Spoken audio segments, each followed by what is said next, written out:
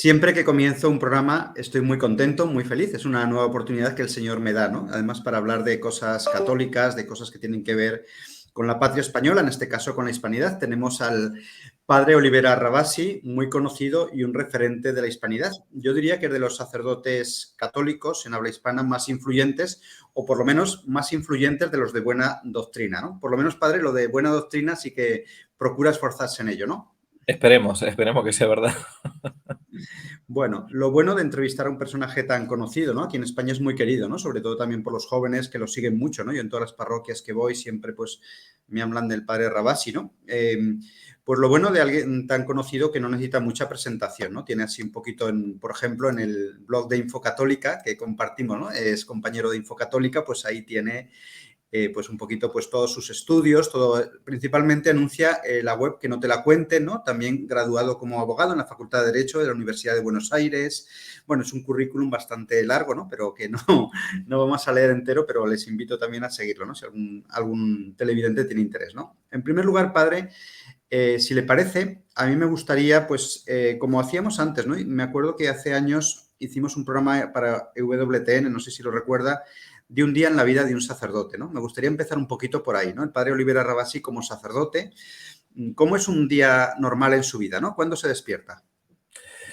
Bueno, o sea, hoy es sábado, así que es un poco distinto. Hoy me levanté a las 6 de la mañana más o menos, pero el resto de los días intento levantarme más temprano.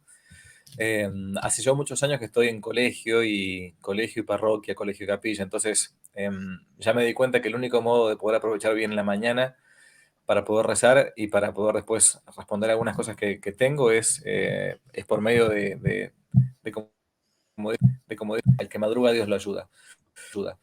Estarme temprano, entre las 5:15 más o menos de la mañana, 5:30 máximo así, y lo primero que hago es me tomo un café, rezo el oficio es el breviario, es la oración que los sacerdotes nos comprometemos a rezar por el pueblo de Dios a partir del diaconado. Entonces el oficio divino, le pones laudes, trato de rezar tercia también, hay que una intermedia, y después a la mañana habitualmente respondo a un correo electrónico y a las 8 menos cuarto tengo ya la misa todos los días, de lunes a viernes por lo menos, en el colegio donde estoy, donde tenemos misa todos los días con unas 40 personas más o menos. Es un colegio donde los chicos pueden elegir ir a misa en la primera hora del día de la mañana y los que no tienen lectura silenciosa, esos 40 minutos iniciales, salvo el viernes, que es misa obligatoria de colegio. Y en mi caso, por lo menos después, continúo después de la misa, expongo el Santísimo Sacramento, tenemos adoración al Santísimo después de la misa, algunas horas, y inmediatamente ahí me voy al colegio. Estoy de lunes a viernes con los chicos del colegio, dando clases, atendiendo consultas de los papás, de los profesores. Como soy también el vicedirector de este colegio, me toca estar ahí hasta el mediodía, más o menos 12:30, una, hay almuerzo, me tiro media hora de siesta, que es santificar la siesta para mí es obligatoria, y si no después no funciona. Y hasta las 4 de vuelta después sigo en el colegio que despedimos a los chicos. Padre, Después, perdone, si le parece, por no ir tan deprisa, ¿no? Porque acabamos la jornada rápido. La sí. siesta sí es una costumbre, dicen española, ¿no? Pero también, pues, importada a la hispanidad, ¿no? Es una costumbre también universal, diría yo, que viene muy bien, ¿no? Yo también soy de siesta siempre que puedo, pero lo importante por la mañana cuando dice la oración, ¿no? Usted también como sacerdote reza el oficio, pero también como en la comunidad de San Elías, en cierta manera, tiene un compromiso mayor de oración, ¿no? Bueno, nosotros tratamos de rezar, aparte de la liturgia, del oficio divino, el Santo Rosario, y si podemos hacer un rato también de adoración al Santísimo Sacramento, ¿no? Además de la misa, ¿no? Que es la oración quizás más importante que uno puede hacer como mortal en la vida, en el día. Pero no somos monjes contemplativos, somos sacerdotes de vida activa, pero bueno, sabemos que si no tenemos oración, después lo otro como que se cae, ¿no? O sea, no sirve para nada. Es como decía el gran padre Jotard, es como el alma de todo apostolado, es la vida interior, si no lo otro. Algo en el día hay que rezar, o sea, como cura, como laico, como monja, si uno no reza es como un animal que no respira, así que eso sí, sí.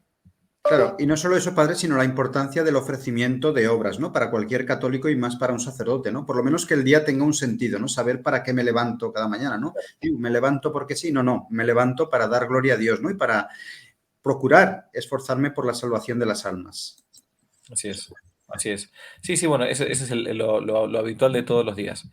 Obviamente uno debería de tenerlo de modo casi como inconsciente, como que bueno, ya un católico está cura o laico, no importa, pero uno debería estar viviendo como si fuera un pez en el agua en ese ofrecimiento diario. Pero como somos seres humanos y tenemos nuestros olvidos, siempre volvemos de vuelta a esto de hacer consciente lo que uno tiene como en latente, como en potencia. Y bueno, después como continúa, a las 4 de la tarde se despide a los chicos del colegio y comienza las citas que yo voy dando a la gente para a partir de las 4 de la tarde tengo más libertad para atender gente. Entonces ahí trato de hacer las citas para confesión o consejo espiritual o una consulta, lo que sea. Y después cuando me queda un poco de tiempo, ya a partir de las 6 7 de la tarde más o menos, comienzo con mi trabajo en que no te la cuenten. Trato de responder los correos electrónicos que me quedan, de escribir algún post que falta, de hacer algún video. Bueno, siempre que a uno le da el tiempo y la salud, intenta hacer eso. Y ya, nada, a las 9 de la noche acá comemos, cenamos. Y después, a eso de las 10 10 y media, yo trato de irme a acostar temprano porque como me levanto temprano y al día siguiente continúa la rutina, trato de que sea un poco una vida organizada. Intento dedicarle todos los días media hora a la lectura de algo que no sea nada que ver a los correos electrónicos, ni las materias que estoy dando, ni los posts que estoy escribiendo, los videos que voy a hacer, o sea, una lectura de cualquier cosa. Ahora estoy leyendo un libro de la teología de la liberación, por ejemplo. Me interesaba un libro muy bueno sobre lo que es la teología de la liberación, o una novela, o a ver qué sé yo. Hace poco leí un libro de Agustín Laje que me mandó de regalo, entonces, nada, o sea, nada que ver a algo que sea digamos, de trabajo, digamos, ¿no? Obviamente siempre son según mis inclinaciones o mis gustos, ¿no? Pero bueno, más o menos así se me va el día. Y después de sábado y domingo, un poco distinto el día, porque no hay colegio ni nada, entonces bueno, en la mañana, los viernes tenemos, hoy, o sea, de ayer para hoy, tenemos adoración nocturna, o sea, desde las 8 de la noche exponemos el Santísimo hasta las 8 de la mañana, hasta recién, acá es tempranito todavía, y hay adoración nocturna que se van turnando los laicos en la capilla para hacer una hora de adoración a la noche, de viernes a sábado. Se reserva el Santísimo Sacramento, se da la bendición, se reserva. A veces los primeros sábados del mes tenemos misa de la Inmaculada en la mañana y después durante la mañana estoy tranquilo para trabajar en alguna cosa. Después del almuerzo, ya y después de la siesta, en la tarde vienen los monaguillos, el grupo monaguillos, un grupo muy lindo que tenemos para la misa. Y después en la tarde la misa de 7, quien celebra no confiesa, quien no confiesa celebra, entonces somos dos curas y hacemos eso. Y después continúa, bueno, y después los domingos, las dos misas de los domingos de la mañana, confesiones, misas, bautismo cuando hay bautismos, y después, el mediodía, trato de ir a la casa de mis padres, yo vivo en Buenos Aires y a Dios gracias tengo mis papás, todavía están vivos, así que es una costumbre bien italiana esta, de parte de mi mamá, de ir a comer a la casa de los papás los domingos si uno está cerca. Así que bueno, ahí se acaba el día, más o menos se acaba la semana, eso es todo. Es un Bueno, día y en cierta manera cumplir, honrar el cuarto mandamiento, ¿no? De honrar padre y madre, ¿no? Que viene muy bien, ¿no? Sí, sí, eso hay que hacerlo siempre, sí. Pues me ha contado a grosso modo cómo es su jornada, ¿no? De una manera así muy resumida, pero si le parece, como tenemos tiempo en el programa, vamos a desmenuzar algunas cosas que ya se me han ido quedando en la cabeza, ¿no? Por ejemplo, yo antes no entendía la expresión esa de quien mucho viaja, poco se santifica, ¿no? Este es el horario regular de un día cuando está en Argentina, pero cuando viene de gira por Europa o va por Estados Unidos y viaja, claro, es más difícil cuando uno está de viaje, cuando le invitan a una casa, cuando tiene que dar tal, seguir ese ritmo de oración regular, ¿no? Porque te dispersas, ¿no? Tienes que ver a mucha gente, vienes aquí a ver el Tibidabo, a 1000 sitios, sí, que son todo de peregrinación, muy bonito. Estuvo Don Bosco, pero te rompen el ritmo de la oración, ¿no? En cierta manera. Sí. Bueno, pero uno transforma todo eso también en oración, ¿no? O sea, oración no es solamente repetir una Ave María o rezar el rosario o estar frente al Santísimo Sacramento. O sea, la oración es elevar el alma a Dios, es la definición clásica de Santo Tomás de Aquino. Y uno puede hacer oración en muchísimos momentos del día y en muchísimos lugares. O sea, no obsta a que uno esté, como a veces yo cuando hago esos viajes, que algunos a veces publico alguna cosa, los hago en mis vacaciones. Esas son mis vacaciones. O sea, para mí a veces vacaciones es llevarme, como conociste, a 25 chicos a un mes entero a Europa para que conozcan y peregrinen por los santuarios o los lugares importantes de España, Francia o Italia. O vacaciones son para mí ir 2 semanas a México y Estados Unidos a dar conferencia en 10 ciudades distintas. Porque también vacaciones para mí es cambiar un poco de hábitat y de cambiar pero uno en realidad técnicamente como sacerdote al menos no tiene vacaciones. O sea, no existe. Claro, Uno está evangelizando siempre, aun cuando uno se quiera ir a una cabaña perdida en el medio de la montaña para leer un libro del Quijote de la Mancha, sí, y salvo que uno se quiera ir de incógnito, ¿no? Pero si no, yo siempre me he visto de cura, entonces la gente que te ve de cura, entonces te saluda como cura, te pregunta como cura, te pide una bendición como cura, te pide una confesión como cura, y uno está feliz de eso. Es cierto que también necesitamos vacaciones, ¿no?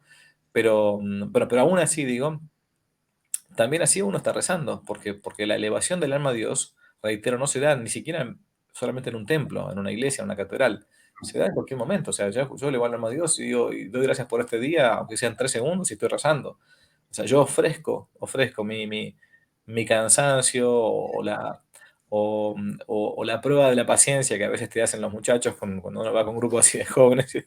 Y bueno, y se lo ofrezco al Señor, y eso también es oración. Entonces, es cierto que uno reza de modo distinto, que uno tiene su tiempito para arrodillarse, estar tranquilo, sentarse y hacer su meditación, o su rosario, o su breviario. Es cierto, es verdad. O sea, dice el dicho que cura viajero, ni mísero ni misero, ¿no? Pero bueno, aún cuando uno está en el medio de las giras y todo, intento celebrar la Santa Misa todos los días, intento rezar el breviario, a veces se puede, a veces no se puede, uno sabe que a lo imposible no está uno obligado, pero si se puede, se hace, y si no se puede, bueno, uno lo ofrece y punto.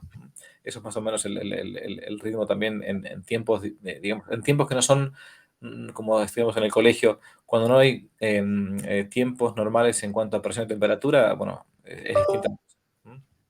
claro, y es importante que uno es sacerdote las 24 horas, ¿no? Y por ejemplo, cuando está jugando a fútbol con los chicos, pues también evangeliza, porque a lo mejor quizás un chico se aficiona por el fútbol y acaba en el seminario, o bueno, o todo lo que hacemos, el hecho, como también decía San Francisco de Asís, ¿no? El hecho de llevar la sotana ya es predicar, ¿no? Usted va paseando con la sotana y ya va Totalmente. dando un testimonio de Cristo en el mundo secularizado.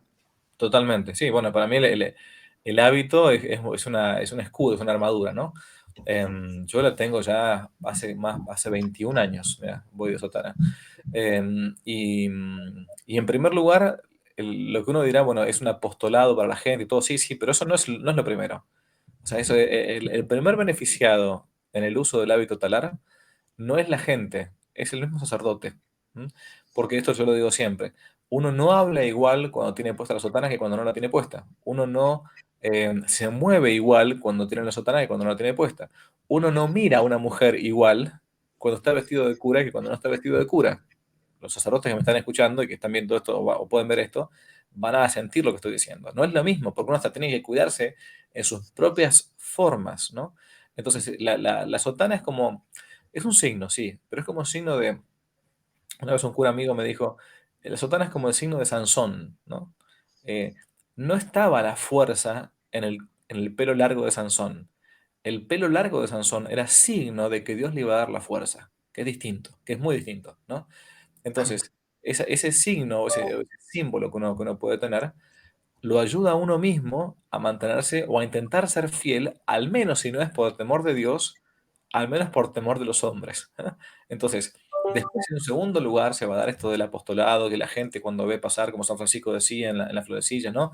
De ser apostolado aún cuando uno va caminando a la feria, ¿no? Es cierto, todo eso es perfecto. Después también se va a dar como por concomitancia que una persona que te pida, a mí me ha pasado una confesión en la calle, por ejemplo, porque si me hubiesen visto no vestido de cura, Mm, o mimetizado, si yo me pongo un clergy y me pongo un pullover hasta arriba y no se ve que soy cura, bueno, no. Bueno, uno se trata de mostrar siempre, no, no. yo hasta he hecho la prueba a propósito para mostrar, como hace muchos años que voy con los chicos de campamento de esquí. Antes yo me vestía de vestido de esquí, digamos, ¿no? Pero hace un par de años ya voy, como bueno, ya sé esquiar, entonces hace algunos Mm, años, voy vestido de sotana para esquiar incluso, para que la gente incluso me vea aún en esos ambientes que son más bien mundanos, digamos, ¿no? Pero sí, para que no lo vean de cura y que es una persona a su vez, digamos, normal, que todo claro. lo que es lícito y no es inmoral también lo puede hacer, se puede divertir sanamente. Es curioso, padre, y nosotros hemos hecho un vídeo en Agnus Dei hace años ya, Viva la Sotana, que se lo regalamos, espero que lo viese, ¿no? Y bueno, que siempre ayuda, ¿no? A usted no le tenemos que convencer, pero bueno, siempre ayuda a convencer a otros curas. Y es curioso que detrás tiene de fondo la foto del padre Castellani, muy querido aquí también en España, y él tuvo también una situación especial porque ahí no sale con sotana, ¿no? Sale con corbata y se hace raro, ¿no? Explique un poquito por qué no Bueno, lleva el padre su... Castellani ahí no sale con sotana y se ha cerrado, es cierto, porque el padre Castellani estuvo un tiempo, casi 20 años, estuvo excluido del Ministerio Público. Ese fue el punto. En tiempos ya de Pío XII, por diversas críticas que él tenía respecto de la Compañía de Jesús e incluso de los sacerdotes de su época, era un personaje muy extraño el padre Castellani, un genio, digamos, ¿no? Pero fue durante un tiempo reducido prácticamente al estado laical, o no reducido, sino suspendido del ministerio, o quitadas las licencias. Entonces, como él no podía ejercer su ministerio público, él, como una especie de protesta, digamos, se vestía muchas veces de laico, pero sobre todo lo hacía de modo, cuando estaba vestido de modo adintra en su propia casa, ¿no? Porque cuando salía a dar una conferencia, aun cuando él no pudiera dar misa pública ni nada, se vestía con una sotana. Pero a propósito, lo hacía de modo casi como irónico, así como los curas. Después del concilio comenzaron a vestirse de saco y corbata. ¿Él qué hacía? Se colocaba una camisa, una corbata y abajo y arriba de todo la sotana. Entonces se lo puede ver vestido a veces como se lo ve ahí, como si fuera con una camisa, una corbata y encima tiene la sotana. O sea, una cosa medio un poco rara. No tenía el clergyman, sino que tenía la sotana. Bueno, era un personaje un poco excéntrico en muchas cosas, ¿no? Sí, además como intelectual a lo mejor guardaba la corbata, ¿no? A lo mejor, ¿no? Porque aunque llevase Puede luego ser, sotana, ¿no? Es puede ser. curioso, ¿no? Yo siempre he pensado que sería por este motivo, ¿no? Sabía que había estado perseguido, suspendido y digo, bueno, pero es curioso, ¿no? Que estemos hablando de sotana con el padre Castellani de fondo con traje y corbata, ¿no? Un poquito, Sí. pero bueno, está bien aclararlo, ¿no? Y estas cosas, como decimos ya para concluir el tema de la sotana, es un signo externo, pero que también es reflejo de lo interno, ¿no? No solo es como una cosa superficial, no es solo un postureo, es más profundo, porque cuando uno se pone sotana es por convencimiento, ¿no? De llevar lo sagrado, porque el sacerdote es el que lleva lo sagrado al mundo, pues este mundo moderno hoy en día, pues viene muy bien y sobre todo, aunque el mundo no estuviese bien, incluso en la Edad Media, pues llevar el hábito sacerdotal está bien, ¿no? Es que Dios lo quiere así. Sí, bueno, esa parte lo que se nos manda a los sacerdotes en el Código de Derecho Canónico. O sea, yo acá arriba tengo el código siempre a mano por ese hábito de abogado que me quedó, pero el sacerdote tiene que diferenciarse del resto de la gente, porque es un hombre consagrado, o sea, es separado del resto de la gente. Y bien, o bien usa el hábito talar, la sotana, o bien usa, o también se permite ahora, digo, no está prohibido, la camisa clerical o el traje clerical, digamos, ¿no? Pero bien llevado. Pero bueno, a veces el planteo de que algunos dicen de que no hay que vestirse de ese modo porque, bueno, uno se aleja a la gente. Bueno, es justamente lo contrario desde el punto de vista de la experiencia y de la psicología. Hoy vivimos en el mundo de la imagen. Entonces, todo por Instagram, por YouTube, por donde sea, es todo imagen, imagen, imagen, imagen. Y aquellos que se dan cuenta o plantean que la imagen es lo más importante, muchas veces están en contra de la imagen sacerdotal, de que uno se vista y que muestre esa imagen, ese símbolo público de un hombre consagrado. Entonces, es un tanto ilógico, ¿no?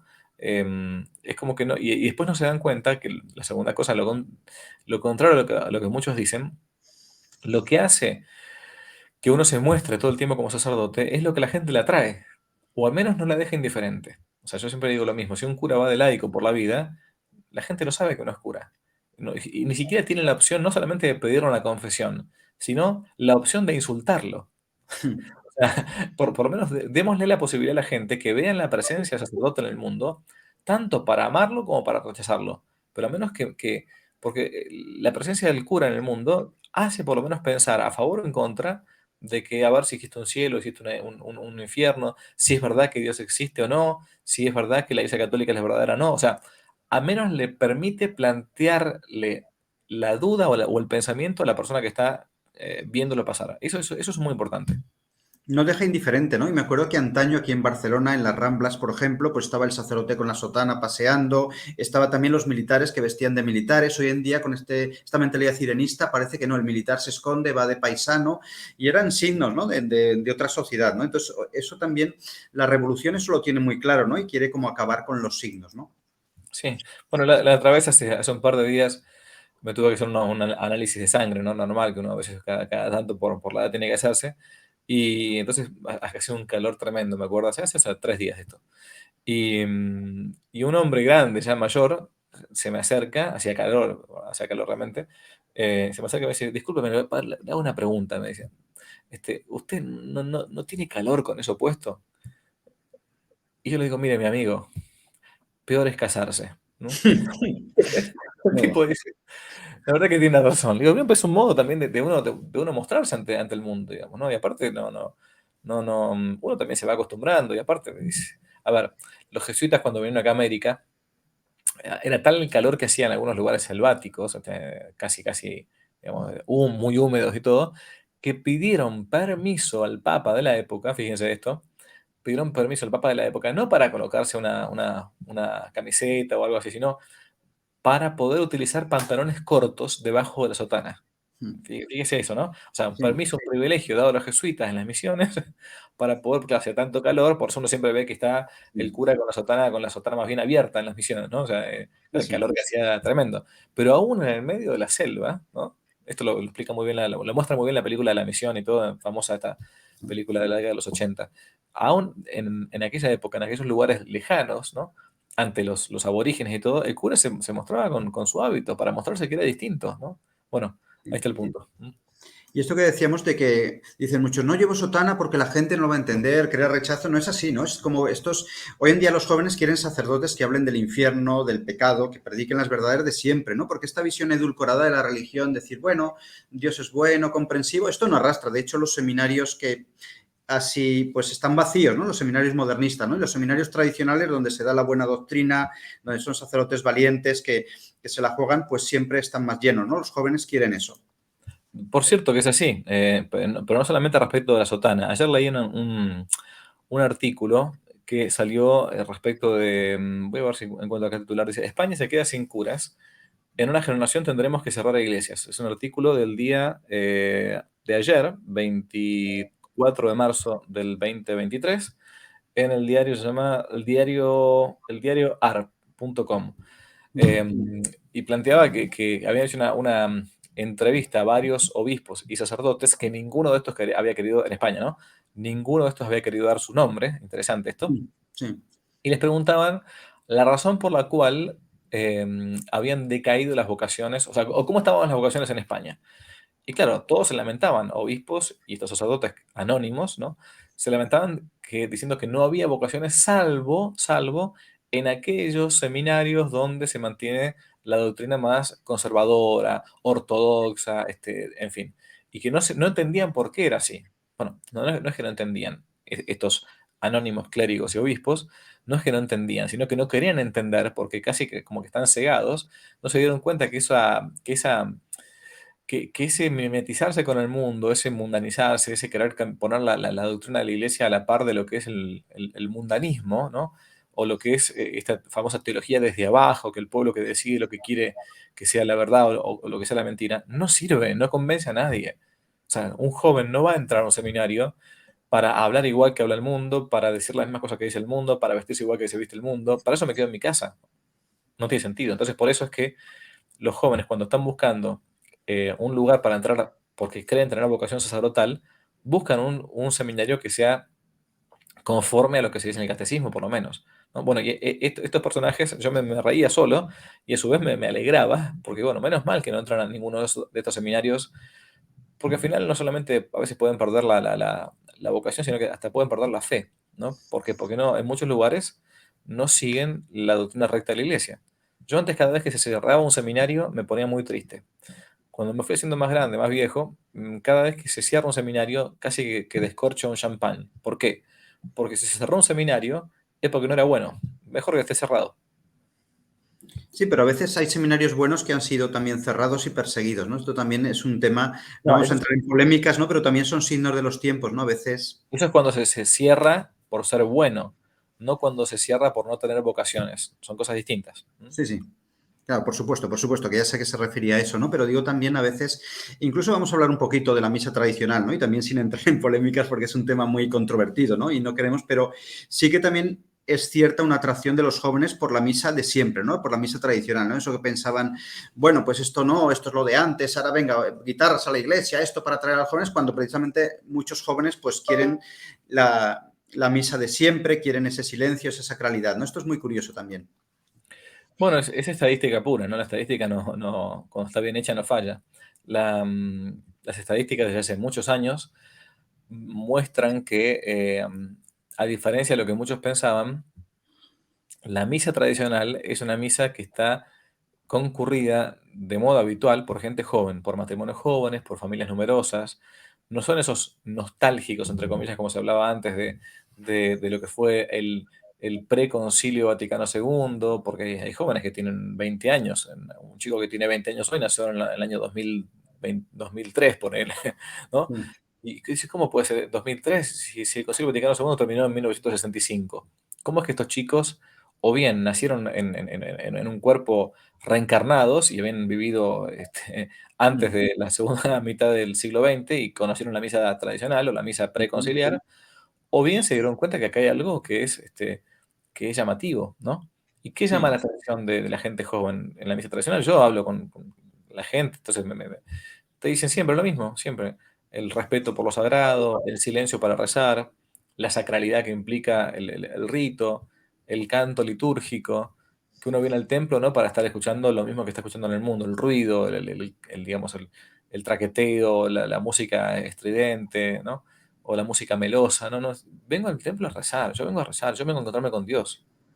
Eso es lo que uno busca cuando uno entra a un templo, que está separado del resto. El templo, por eso tiene sus escalones, para que uno se dé cuenta que ya cuando entra está subiendo a un lugar más elevado, distinto, ¿no? Bueno, la gente que va a misa tradicional no lo hace por una cuestión ideologizante o ideologizada, ¿no? Lo hace porque está buscando a Dios, ¿no?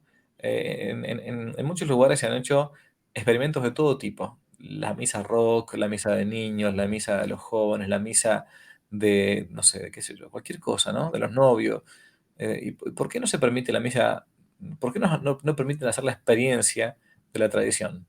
¿A qué le tienen miedo? ¿Mm? ¿A que la gente se vaya ahí? ¿Cuál es el problema? Y si funciona eso, y si funciona, porque funciona, ¿por qué no entonces cambiar el chip, como se dice, ¿no? Y dice, bueno, permitamos a ver esto, a ver, capaz que estábamos equivocados y capaz que no era lo que pensábamos que iba a ser una especie de primavera de la iglesia, como decía Benedicto XVI, fue un tremendo invierno desolador. Pero ¿qué pasa? Al final la ideologización no está tanto, a mi humilde entender, entre los que van a esa misa, que están buscando realmente a Dios, sino más bien en aquellos que no quieren que esa gente frecuente esa misa, ¿no?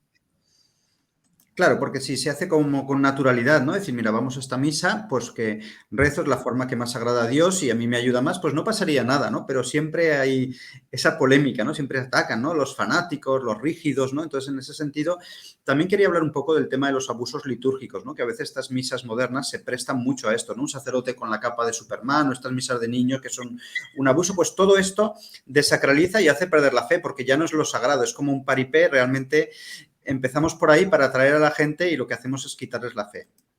Bueno, los abusos son tremendos, ¿no? Al punto tal que uno, cuando va a una misa hoy en día, eh, no puede quizás darse cuenta de si está en una misa católica o no.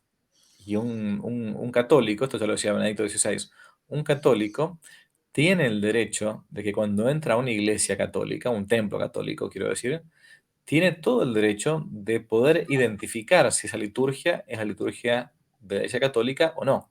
Si yo entro, hagamos de cuenta, si yo entro a un templo en Escocia, ¿no? En Escocia, un templo que creo que es católico, Mm. digo Escocia a propósito, ¿no? O Sí, Inglaterra, y entro a un templo, o Alemania, y veo que por fuera es una iglesia neogótica o gótica, muy linda, en fin, bueno, y entro y me doy cuenta, pero acá esto no, como que no están acá haciendo lo que yo aprendí cuando era más chico, en catecismo y todo.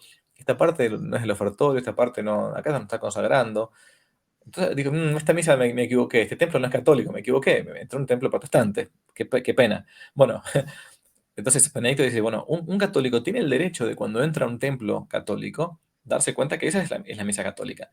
Hoy lo que nos sucede en muchos lugares es que uno entra a una parroquia y el cura celebra de un modo determinado, y va a otra parroquia y celebra de otro modo determinado distinto, y va a otra parroquia. Entonces uno termina diciendo, pero ¿dónde está la unidad en lo que creemos? La unidad en lo que profesamos, la unidad de rito, ¿no? La catolicidad, ¿no? Lo universal, ¿no? ¿Dónde está lo de la Iglesia Y, universal? y es caótico, es Claro. caótico. Entonces, ¿qué sucede? Uno dirá, bueno, pero en la misa tradicional no se podían cometer excesos. Sí, también se podían cometer excesos. En la misa antes del Concilio Vaticano II se lee todavía en muchos textos, y yo conocí gente que la vio, que había curas que celebraban la misa tradicional en 13 minutos. Un caos total. Era un desmadre total. Pero ¿qué sucede? Por lo menos el que cometió un exceso sabía que estaba yendo contra las rúbricas que decía el misal. Hoy el misal actual tiene rúbricas, pero en primer lugar son pocas.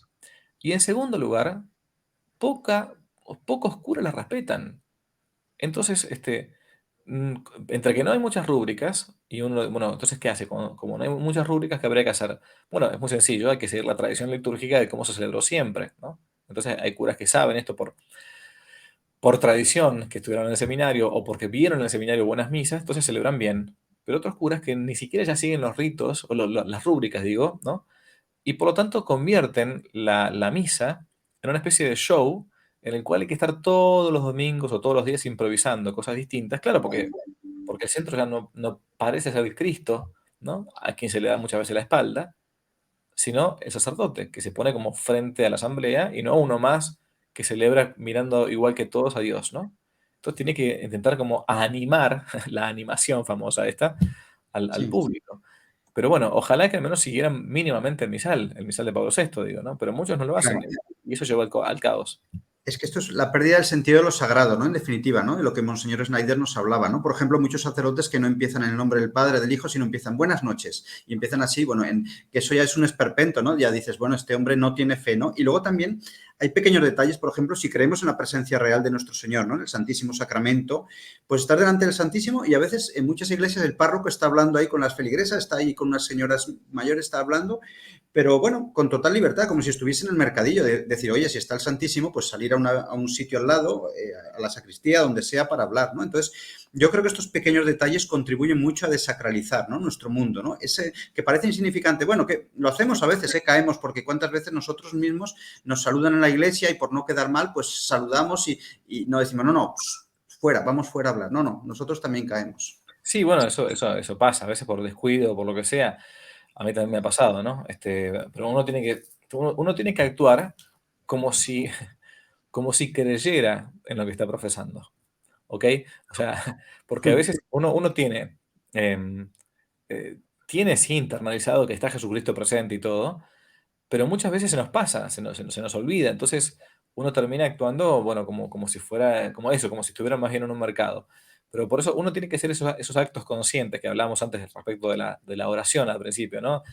Esa elevación del alma a Dios. Bueno, actos conscientes de que Dios está presente, de que estoy en un templo, de que si estoy en un templo no hablo igual que cuando estoy fuera, no me visto igual en un templo que como estoy fuera, cuando voy a hacer gimnasio, voy a una fiesta, no, una fiesta digo del mundo. Si estoy dentro de un templo, no voy a mirar igual que cuando miro afuera, o sea, estoy en un lugar sagrado, o sea, el tema del recinto, de cuidar los lugares y de decir, bueno, cuando yo voy al comedor, voy a hacer lo que hago en el comedor. Cuando yo voy al templo, voy a hacer lo que hago en el templo. Cuando voy al cine, voy a hacer lo que hago en el cine. Cuando voy al baño, hago lo que hago en el baño. O sea, cada uno sabe bien el hecho de respetar las esencias, ¿no? Hemos perdido bastante eso.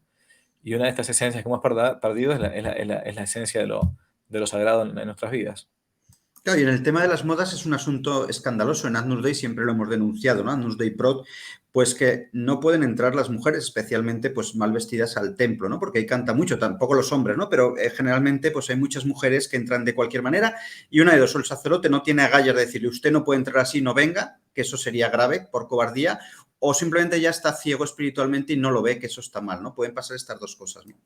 Sí, yo creo que en tiempos anteriores, donde la figura del sacerdote era mucho más fuerte y mucho más respetable, el cura mismo podía llegar a decirle a una mujer, usted así no entra, ¿no?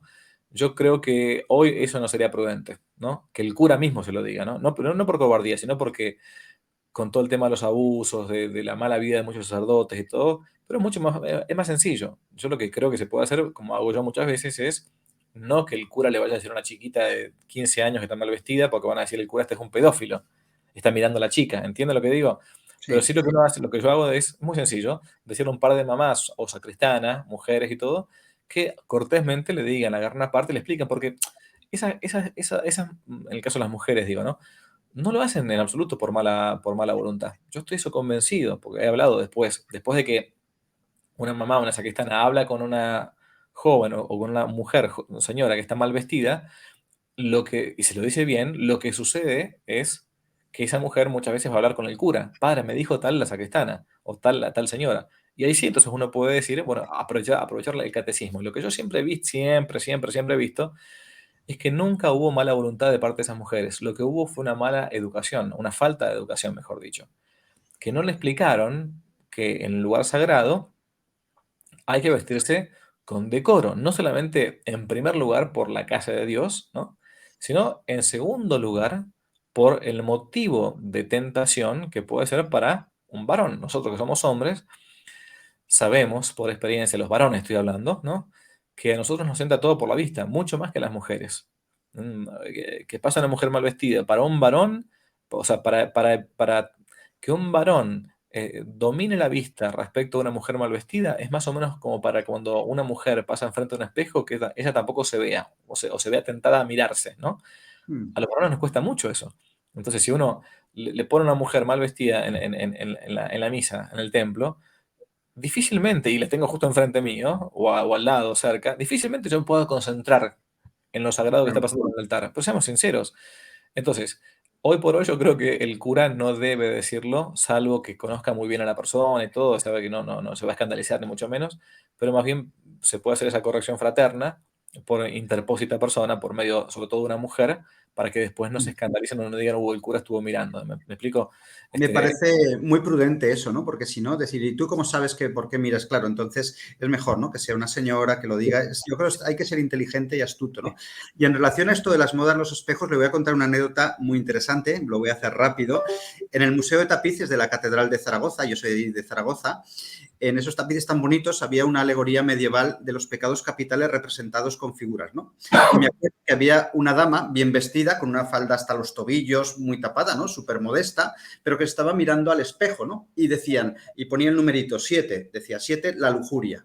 Y yo con mi amigo que estaba viendo el museo, digo, fíjate que la lujuria, el hecho de mirarse al espejo, aunque la chica estuviese muy bien vestida y todo tapada y con una falda larga y todo eso, digo, ¿cómo pues, ¿qué diremos hoy en día, no? Con tantos selfies de morritos, bueno, no digo nada de las ropas que son mucho más cortas, o sea, hoy en día como, por eso la Virgen en Fátima dijo lo que dijo, ¿no? Hay que hablar claro, ¿no? Realmente, fíjate, los medievales qué concepto tenían de la lujuria, ¿no? Solo ya mirarse, y fíjate hoy en día cuánto abusamos de esto, hasta para las buenas causas, ¿no? A veces nos piden fotos, tal, y siempre por ahí entra la vanidad.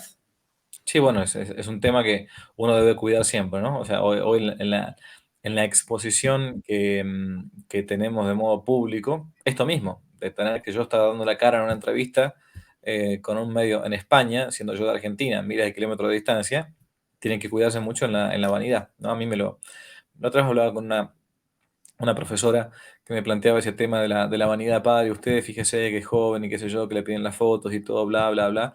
Usted no se siente a veces tentado con la vanagloria o la vanidad, dice yo tengo miedo porque muchos curas así al final terminaron cayendo y bueno, digo, sí, yo también tengo, soy el primero en tener miedo. Es un tema que yo trato en dirección espiritual, digamos, ¿no? Y que trabajo hace muchos años, ¿no? Porque te puede caer esa, esa vanidad. Pero bueno, yo siempre me seguí por una máxima, en este caso que es la de San Felipe Neri, ¿no? Que le tengo mucho aprecio, que es nunca dejar de hacer una obra buena porque te vengan tentaciones de vanagloria. Si la vanagloria no puede ser tu esclava, al menos que sea tu compañera de viaje. Todo está bien siempre y cuando no sea tu dueña, la que guíe tus pasos. Entonces, tanto en la vanidad, lujuria, ¿no? Como en la vanagloria, bueno, son tentaciones que uno deberá de corregir.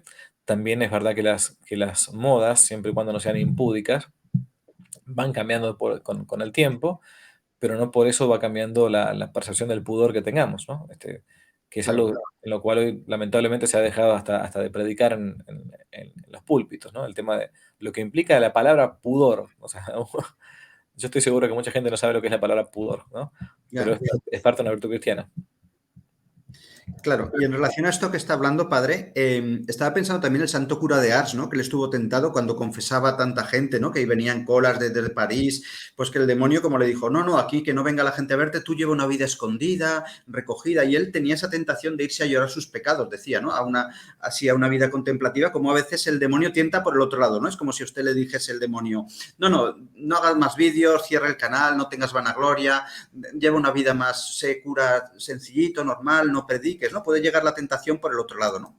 Sí, ya me va a llegar ese momento, creo yo. O porque me voy a morir, entonces no va a haber más tiempo para hacer ninguna cosa, o porque me van a pedir eso, o porque uno diga, bueno, ya está, hasta acá llegó, porque tampoco las cosas son eternas, ¿no? Yo nunca busqué esto, yo no comencé con los videos, yo comencé escribiendo libros, siempre digo lo mismo, pero como la gente no lee, me tuve que poner a hacer videos, ¿no?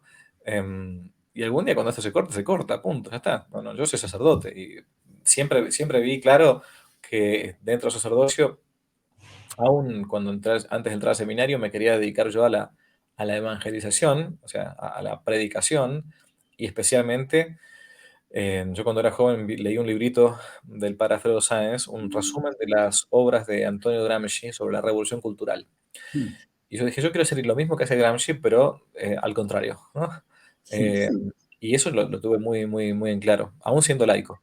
Entonces, bueno, eso traté de hacerlo. Y si hoy será con los videos, mañana será en una predicación, pasado será en una misión en lugar de paganos. Mientras uno tenga vida, total que es muy corta, uno tiene que aprovechar a evangelizar. Por eso qué importante es, y a mí también me pasa la pureza de intención, ¿no? Yo procuro pues cada mañana ir al Santísimo, ¿no? Antes de empezar mi labor periodística y ofrecer ahí en silencio todo al Señor, ¿no? Decir, Señor, que tú, pues, purifica mi intención, ¿no? Que lo haga por ti, todo, tú sabes por qué lo hago, ¿no? También a veces yo también tengo la tentación de decir, bueno, ¿por qué estoy tan expuesto? ¿Por qué?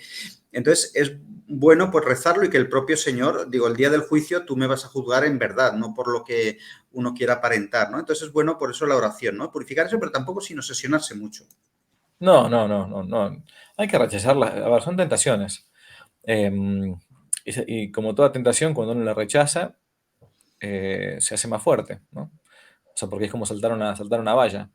Eh, y capaz que, como decía antes, capaz que uno no tiene todo el tiempo, ahora mismo, yo capaz que no tengo en este momento en la cabeza, bueno, yo estoy haciendo esto para gloria de Dios, para salvación de las almas y todo, porque no lo tengo en acto todo el tiempo, no somos unos robots que tenemos digamos, programado así, pero uno lo hace en algún momento del día o de la semana. Bueno, yo esto lo estoy haciendo, la verdad, ¿cuál es la finalidad? Yo estoy haciendo esto para salvar mi alma, lo primero, la primera alma que hay que salvar es la propia, y después ayudar y cooperar en la salvación de otras almas. Y punto, ya está, listo. Y si me vendrán tentaciones, las iré rechazando. ¿Y qué voy a hacer? Si no, uno no puede hacer nada. O sea, si no, eso viene del demonio, el dejar, o sea, el entristecer el alma o entibiar el alma o turbarla para que no haga el bien, ¿no?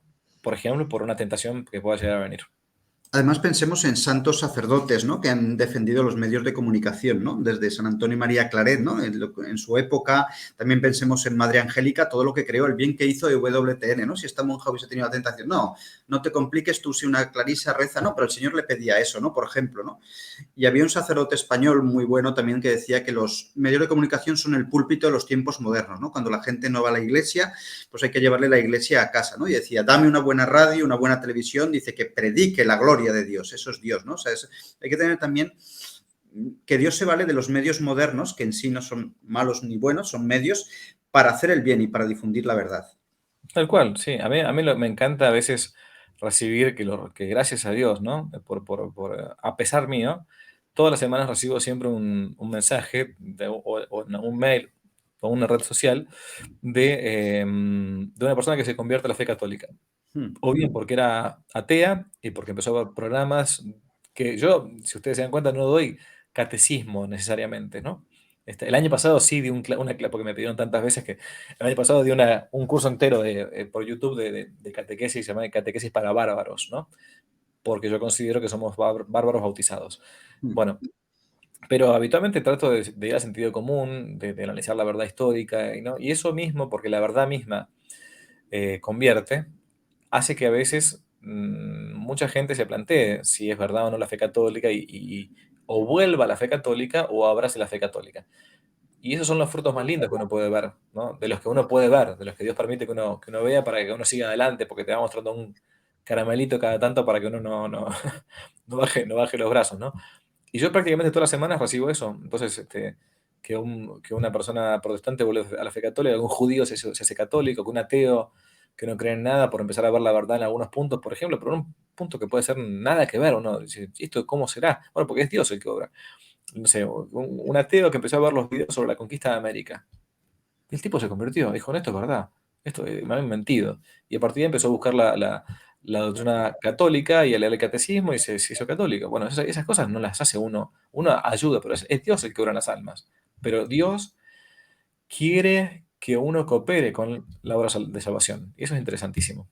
Y para todo esto hay que recurrir al Evangelio, ¿no? O sea, nunca pensar que estamos haciendo mucho por Cristo, decir, uy, cuánta gente convierto, porque no somos nosotros lo primero, No, y luego decir, somos siervos inútiles, hicimos lo que teníamos que hacer, ¿no? También el Señor le mostró a San Juan Bosco lo que hubiese podido hacer si tuviese fe, ¿no? Si a un San Juan Bosco le dijo eso, pues nosotros a lo mejor con todas las gracias que hemos recibido, pues gracias que a veces no somos obstáculo, ¿no? Para que muchos se conviertan.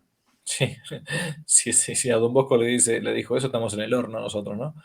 Este, sí, siervos inútiles somos y a veces no hacemos nada. O sea, somos siervos inútiles y algunos hacen algo y otros no hacen nada. Bueno, yo prefiero ser de los que intentan hacer algo, por lo menos. Un siervo inútil, pero que intenta hacer algo y que obre Dios de esa manera.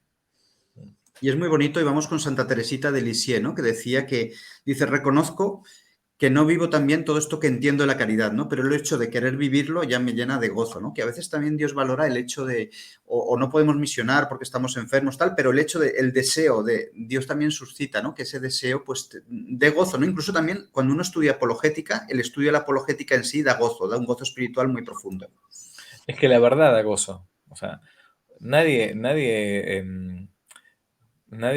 disfruta, o sea, no hay una vocación al estudio, hay una vocación a la verdad, que es distinto.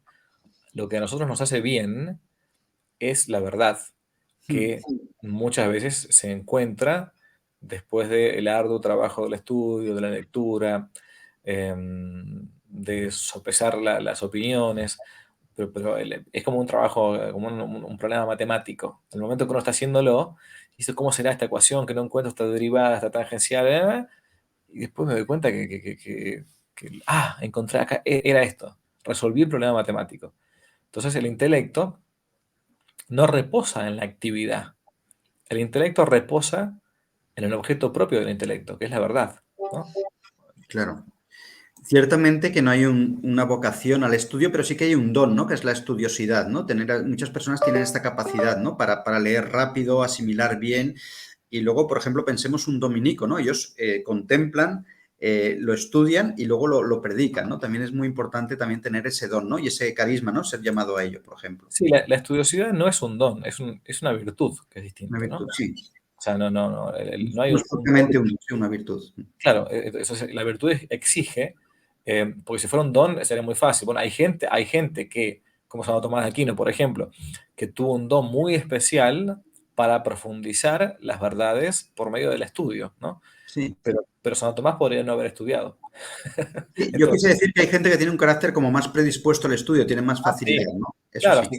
así como Messi juega muy bien al fútbol porque tiene un don de parte de Dios de que es un fenómeno para jugar al fútbol, pero si él no hubiese jugado nunca hubiese ejercitado ese don. Pero la estudiosidad es una virtud que uno debe ejercitar como todas las virtudes, que es arduo cuando uno comienza, después se va haciendo más placentero, ¿no? Y después hasta es gustoso, es bueno, pero exige de parte nuestra el hecho de esto que hoy hemos perdido mucho por lo que decíamos antes de que la gente ya no lee, de que se forma por medio de videos. Y este video o cualquiera es una introducción, una mera introducción, pero si uno se queda nada más que con esto, se queda con nada prácticamente. Entonces, hace falta sentarse, hace falta pausar el día, hace falta discutir con el libro, hace falta tomar papel y lápiz y subrayar o resumir esas cosas que se dan por medio del trabajo sopesado del estudio, ¿no? O más bien yo lo veo de otra manera, ¿no? Que quizás puede transmitir mucho en un vídeo aquel que ha leído mucho, ¿no? Que el que ha leído, el que ha rezado, luego el vídeo gusta y transmite porque no viene como por generación espontánea, ¿no? Ya un trabajo detrás, ¿no? Cuando uno tiene santidad, no hablo de usted en general, ¿no? Digo, pues la irradia, ¿no? Y eso es lo importante, ¿no? Lo que hay dentro y luego, pues externamente, pues sale fuera. Sí, sí, de hecho, para hacer un video, a menos a mí, ¿no? A mí no. Hay veces cosas que me salen sí como automáticas, no, espontáneas, y otras que te exigen, la mayoría me exigen un tiempo de preparación, me exigen preparar un pequeño bosquejo, un pequeño borrador. A veces cuando son temas, sobre todo cuando son temas muy delicados, para no decir una cosa por otra y a su vez después para no equivocarme o no escandalizar o lo que sea, trato de poner las palabras precisas para que porque después lo que uno publicó, ya sí, se puede sacar, bajar el video, pero una vez que uno lo publicó ya es público. Alguien lo tomó, lo copió una parte y todo. Yo también me he equivocado un montón de veces, ojo. Uno también va aprendiendo con el tiempo, a partir de los errores. Pero sí, exige un tiempo de estudio, obviamente.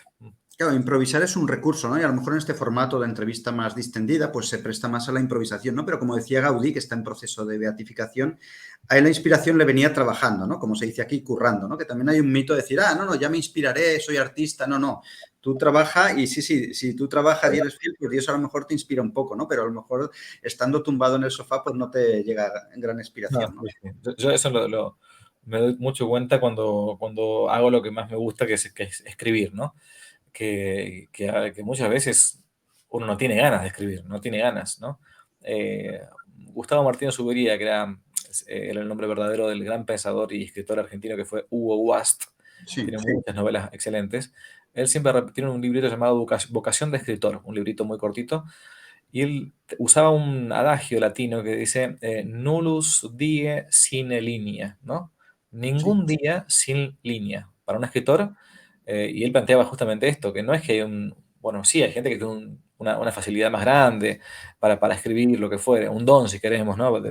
Para poder escribir, pero si uno no lo pone por práctica, y no lo ejercita, aun cuando tiene esos muchísimos días que uno no tiene ganas de escribir nada, o no tiene ganas de, pongamos un video o lo que fuera, bueno, pero Dios te va mandando las gracias en el momento preciso y uno empieza a escribir y se da cuenta que, bueno, va fluyendo poco a poco. Hay días que sale mejor, hay días que sale peor, hay días que uno tira páginas a la basura, otros que no, pero bueno, es cuestión de largarse a andar, ¿no?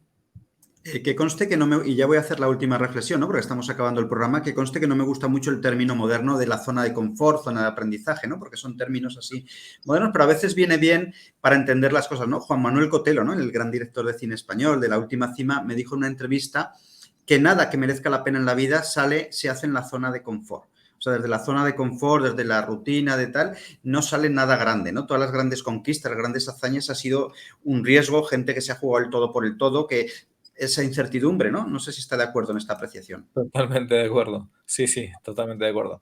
Dios no ayuda nunca si uno no pone de parte de sí lo mínimo, lo indispensable, ¿no? Como decía San Agustín, ¿no? Que el que te creó sin ti no te va a salvar sin ti, ¿no? El que te creó sin ti no te va a salvar sin ti. Entonces exige siempre nuestra cooperación y a su vez exige una cooperación que sea valiente, una cooperación franca, sobre todo en este mundo moderno de afeminados que estamos viviendo, ¿no? Que nadie quiere jugársela, que nadie quiere decir nada porque no quedar políticamente incorrecto ni nada. Dios ayuda a todos esos, siempre. Pues muchas gracias. Ya vamos acabando, ¿no? Poco a poco y ya entramos en la recta final de la despedida. Padre Olivera Rabasi, le agradezco de corazón que haya estado en este humilde espacio, en NTV, un medio patriota español, ¿no? Que hoy en día estamos luchando mucho contra la inicua ley de memoria histórica, ¿no? Quieren borrar la historia de un plumazo, ¿no? Y estamos en NTV no solo defendiendo a Dios, sino también a la patria, ¿no? Que es importante, pues que haya estado en este espacio. También esta entrevista saldrá en Infocatólica y en páginas españolas. Y bueno, le agradezco de corazón. No sé si tiene como un mensaje final a los televidentes de NTV o quien vean esta entrevista. Un minutito. Bueno, un mensaje muy cortito, sobre todo a la gente que si están en medios españoles, en primer lugar, agradecer a España, uno tiene que hacerlo siempre, yo lo hago cada 12 de octubre, porque España nos trajo a nosotros la fe católica, que es lo más grande que tenemos aquí en Hispanoamérica, nos trajo la lengua española, la lengua de las más ricas que pueden haber en el mundo para hablar, para estudiarlas. Y después no avergonzarse. Hay una especie de complejo hoy por hoy de ser español, una especie de, yo lo veo cada vez que viajo a España, hay una especie de temor a decir que uno es español o decir que uno valora o reivindica la historia, la gesta histórica que España hizo, no solamente en América, sino a lo largo de toda su historia, desde Santiago en adelante. La gran defensora de la cristandad, la gran defensora de la iglesia, la gran defensora del papado, de la doctrina. Y entonces no hay que tener miedo ni vergüenza, al contrario de ser español, hay que levantar en alto la cabeza, ¿no? Aún contra estos miserables que están hoy por hoy gobernando España y que están ocupando, mejor dicho, España. España no son ellos, España es la España profunda que vive en cada corazón español, que todavía reza a Jesucristo y habla la lengua castellana. Así que bueno, era para simplemente darles ese pequeño mensaje, invitarlos, si algunos no conocen, que en cada mes de julio está la famosa peregrinación Nuestra Señora de la Cristiandad, que se sacó Covadonga desde Oviedo, lindísima. Yo participé el año pasado, Sí. 2022, con muchísimos jóvenes, muchísima Yo gente. llevo pleno, yo llevo 2 de 2, sí, sí. Bueno, invitarlos si no la conocen, ahí van a conocer un poco de lo que es la España verdadera, católica y tradicional. Pues gracias de corazón, Padre Oliver Arrabasi, por sus palabras, se lo dice un caballero del Pilar. Y si alguna persona que vea este vídeo no conoce todavía, que me extraña, que haya alguien que no conozca en estos ámbitos católicos al Padre Arrabasi, pues les invito a ver su web, que no te la cuenten, que no te cuenten otros la realidad, ¿no? Que nos fiemos de la Iglesia. Gracias, Padre, y a ustedes, queridos televidentes, por estar ahí. Cada semana procuro traer a alguien interesante que tenga cosas que aportar. Dios los bendiga.